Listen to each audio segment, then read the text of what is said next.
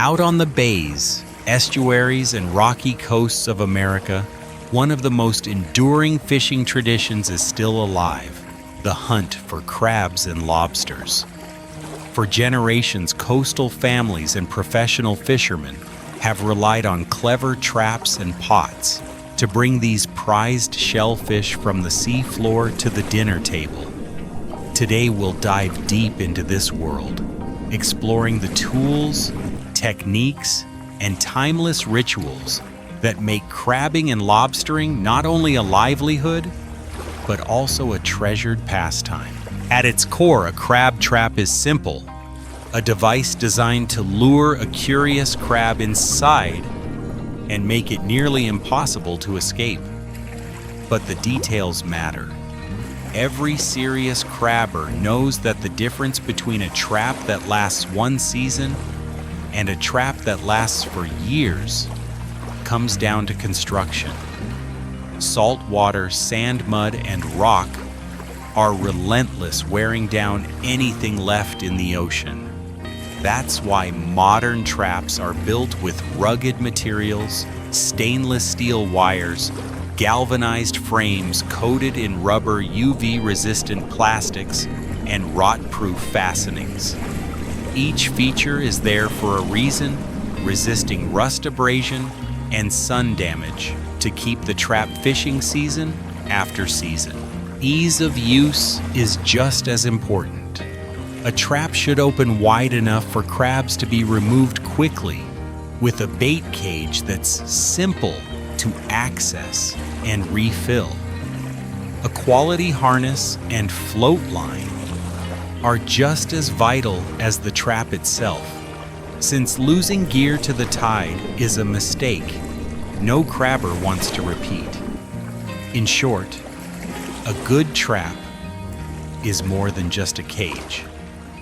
It's a carefully engineered piece of equipment designed for both durability and efficiency.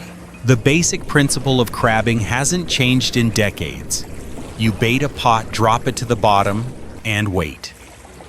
After a few hours, the anticipation builds as the trap is hauled back on deck, often brimming with snapping claws. The process is simple enough that families make a day of it, turning crabbing into a recreational activity as much as a source of food. Open the hatch, pour the catch into a cooler, reload the bait cage, and the trap is ready to go back into the water. Among the many designs on the market, collapsible traps stand out for their practicality. Unlike the heavy, full-sized pots that commercial fishermen use, collapsible models fold flat for easy transport and storage. One popular design features multiple entry doors that let crabs climb in, but swing shut behind them, preventing escape. Built-in escape rings allow undersized crabs to slip out, leaving more room for legal-sized keepers. These thoughtful touches balance efficiency with sustainability, helping crabbers harvest responsibly. Different crab species call for different traps. Blue crabs thrive in sandy or muddy estuaries along the Atlantic and Gulf coasts. Traps for them are lighter and more compact. By contrast, Dungeness crabs live in colder, rockier waters off the Pacific Northwest, so traps for them are heavier, more reinforced, and built to withstand rougher seabeds. A good Dungeness pot might feature 3 sloping entry ramps that allow the crab to scuttle inside easily, but once in it, cannot climb back out. The trap sinks quickly with added rebar weight and includes a large top opening so fishermen can sort through the catch, separating keepers from throwbacks without having to dump everything onto a table. For those who like a more mobile approach, smaller, half-size traps are popular. They may catch fewer crabs per set, but they allow anglers to spread gear across multiple locations, covering more ground. Drop one near a pier, piling another in a grassy bay, and a third along a channel edge. And you've multiplied your chances of hitting a hot spot. Families especially enjoy these smaller traps, since they're easy for children to help deploy and retrieve. Recreational crabbing events showcase just how much of a social activity this has become. At local tournaments, you'll see entire families out on boats or docks hauling traps, measuring crabs with gauges and cheering each catch as if it were a trophy fish. Because collapsible traps are affordable sometimes, as little as $20 each family member can run their own, adding to the day's total haul. A simple bait of chicken necks, fish scraps, or salted herring is all it takes to tempt crabs into the net. The thrill never fades as the trap comes up from the depths, often with several crabs clinging tightly to the bait. Beyond recreational fun, offshore anglers sometimes use square-frame traps with drop-down doors. These designs lie flat on the seabed until a crab enters to investigate the bait. At that moment, a quick tug on the hand line snaps the doors shut, imprisoning the crab inside. It's an active style of crabbing where constant attention and quick reflexes reward the crabber with a fresh catch. A group of friends working several of these traps can fill a bucket in an afternoon, turning the outing into a shared feast of the sea. No matter the method, the key to success is preparation. Choosing the right trap depends on the species you're targeting, the bottom you'll be fishing, and how much time you plan to leave the gear soaking.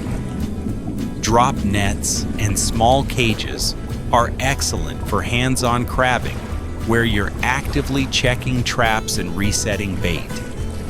Larger pots are better for those who want to set gear, leave it for hours, and return later to collect the bounty.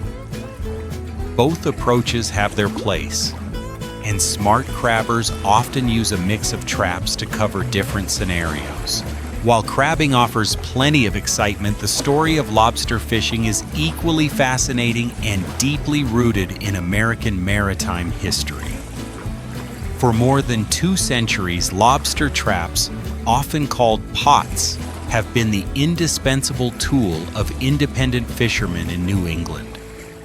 In fact, the very first lobster trap was invented in 1809 by Ebenezer Thorndike, a fisherman from Swampscott, Massachusetts.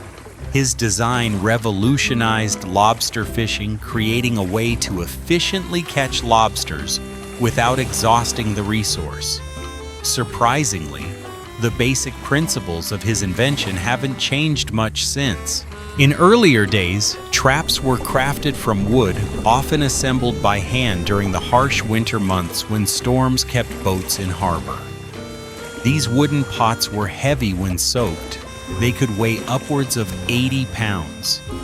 Hauling them by hand was grueling, back-breaking work. It wasn't until motorized pot haulers were developed that fishermen had some relief, making it possible to pull dozens, even hundreds of traps in a single day. Today, wooden traps are rare relics. Modern lobster pots are made of wire mesh and galvanized steel lighter, more durable and resistant to saltwater erosion. Their rectangular shape also allows them to stack neatly on deck, making it easier to transport and deploy large numbers of traps. At sea, a good trap is only as effective as its placement. Fishermen search for rocky crevices, kelp beds, and sandy burrows where lobsters like to hide during the day. Setting traps in the right location is both an art and a science passed down through generations of lobstermen. Lobsters themselves are nocturnal hunters, roaming the seafloor at night in search of prey, using their antennae to sense vibrations and smells. They feed on mollusks, sea urchins, worms, fish, and even other lobsters if given the chance. Their appetite is what makes them vulnerable to traps. The preferred bait is salted herring, a cheap and oily fish whose scent travels far underwater. But when herring runs, our poor bait becomes scarce and expensive, squeezing fishermen's profits.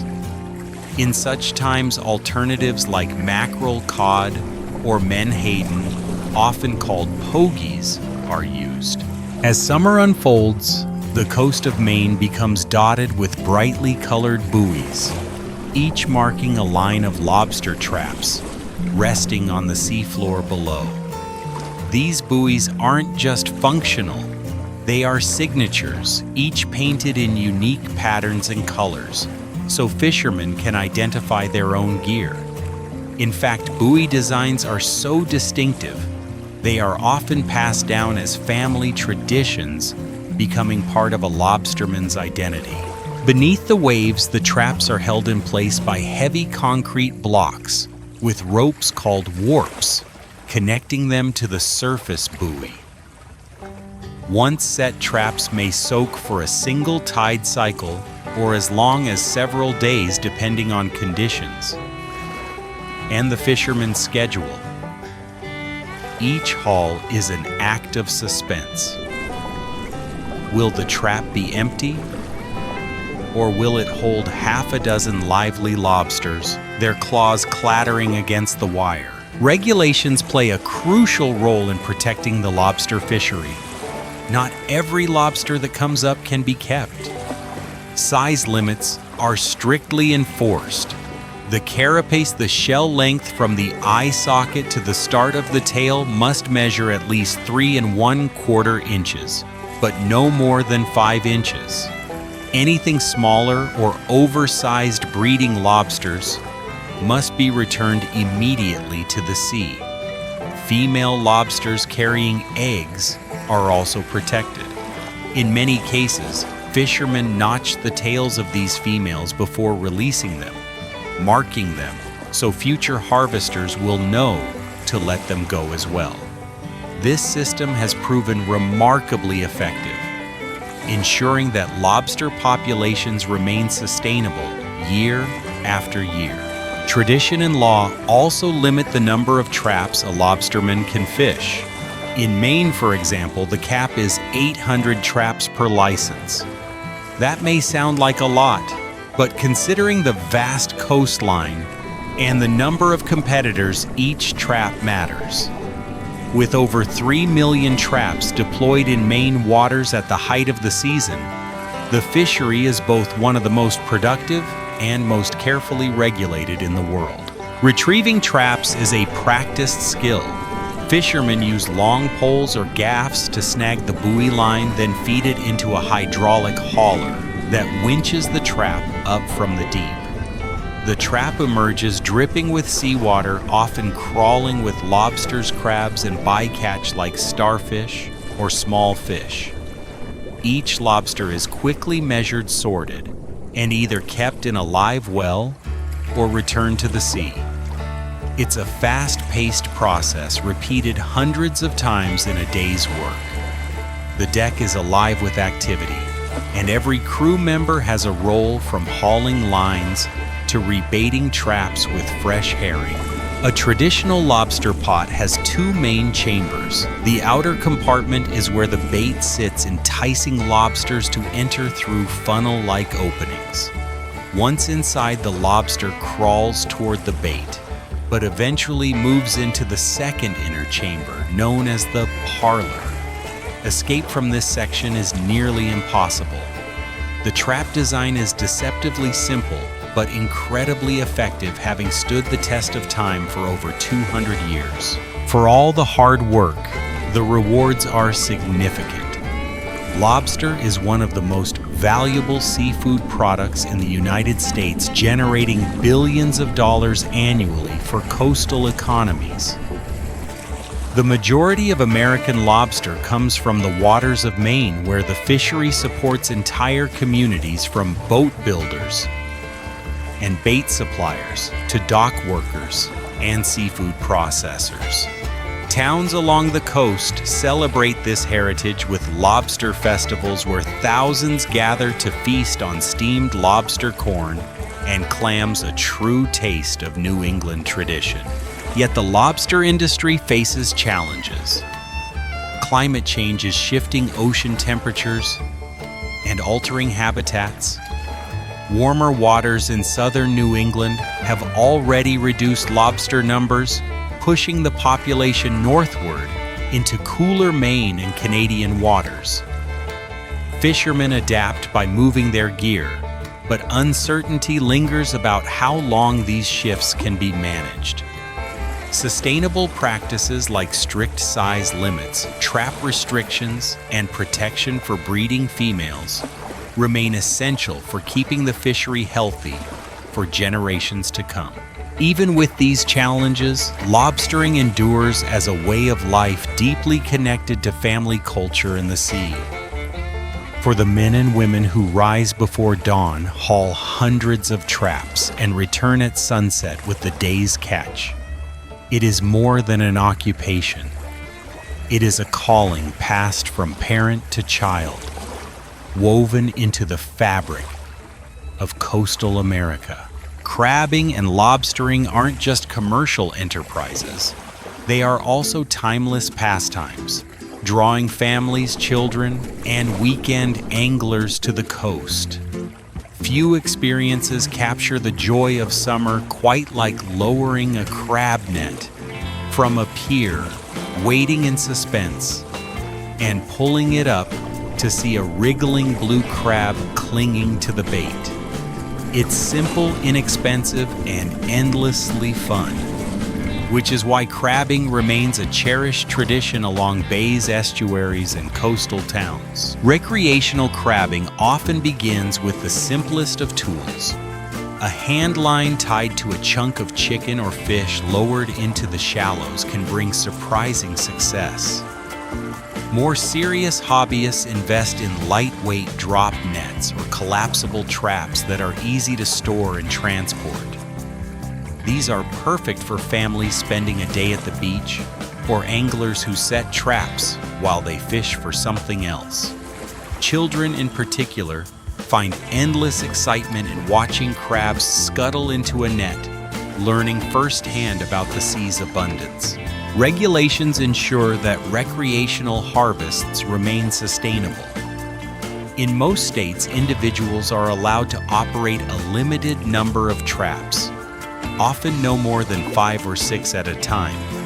Each trap must carry a gear tag with the owner's name and address, a requirement that fosters accountability. Rules also specify the hours when traps may be fished, typically from 30 minutes before sunrise to 30 minutes after sunset. And just as with commercial crabbing, only legal-sized males can be kept, while undersized or egg-bearing females must be released. For many families, an overnight soak works best. Bait the trap with fresh chicken necks or oily fish, secure the line, and leave it in the water through the night. When pulled up the next morning, it's not uncommon to find a dozen or more crabs scrambling inside. That haul, 2 or 3 dozen large blue crabs, is enough for a feast feeding a group of friends or extended family with plenty to spare. The process is as much about the experience as the reward, turning a simple day on the water into memories that last a lifetime. Festivals across the country celebrate this shared joy. Events like the Assault on Patcong Creek Tournament in New Jersey bring together crabbers of all ages. Teams deploy traps, compete to bring in the heaviest catch, and then gather for cookouts, music, and community fun. Such events highlight the cultural importance of crabbing, connecting people not only to the water, but to one another. They remind us that seafood is more than food. It is tradition, heritage, and a source of pride. Of course, the ultimate reward of crabbing is the meal itself. Fresh crabs, Whether blue crabs from the Chesapeake Bay or Dungeness from the Pacific are a delicacy treasured for their sweet, tender meat. Cooking them is as much ritual as it is recipe. In Maryland, steaming blue crabs with Old Bay seasoning is a summer tradition. Bushels of crabs are spread over newspaper-covered tables, mallets are handed out, and friends and family gather to crack shells and share laughter late into the night. In the Pacific Northwest, Dungeness crabs are often boiled cracked open and served with melted butter and sourdough bread. Each region has its own style, but the essence is the same. Crabs bring people together. Beyond the family table, crabs hold enormous economic and culinary value. Blue crabs alone contribute hundreds of millions of dollars annually to the seafood industry in the United States. Restaurants from Baltimore to Seattle build entire menus around them, from crab cakes to bisques, stews, and pasta dishes. Their versatility in the kitchen has made them one of the most sought-after seafood products worldwide. Yet with this demand comes responsibility. Conservation is central to keeping crab populations healthy. Fisheries management has introduced escape rings and traps, ensuring smaller crabs can exit and continue growing. Bycatch reduction devices prevent unintended captures of fish or turtles. Seasonal closures allow populations to recover during critical breeding periods. These measures are vital for the pressures of climate change, and habitat loss grow with each passing year. Rising water temperatures, coastal development, and pollution all pose challenges. Sustainable practices are the key to ensuring that future generations can enjoy the same bounty that we do today. What makes crabbing so special is its accessibility. Unlike offshore fishing, which requires expensive gear and long trips, crabbing can be enjoyed from a dock, a kayak, or even the shoreline. It requires patience more than strength, curiosity more than expertise. In that way, it democratizes the ocean, giving everyone from seasoned fishermen to children with a hand line a chance to connect directly with the sea. And in that connection lies something deeper. Crabbing is not just about filling a cooler with seafood. It's about being outdoors, feeling the salt breeze, working with your hands, and sharing the reward with others. It's about respecting the cycles of nature, taking only what is needed, and giving back by ensuring that young or breeding crabs are returned to the water. It is a microcosm of how humans and the sea can coexist, both benefiting when balance is respected. So whether you're standing on a pier with your grandchildren hauling heavy pots from a commercial boat, or celebrating at a local crab festival, the essence of crabbing remains the same. It is joy, tradition, livelihood, and sustenance. A bond between people and the sea that has endured for centuries, and with care will endure for centuries more.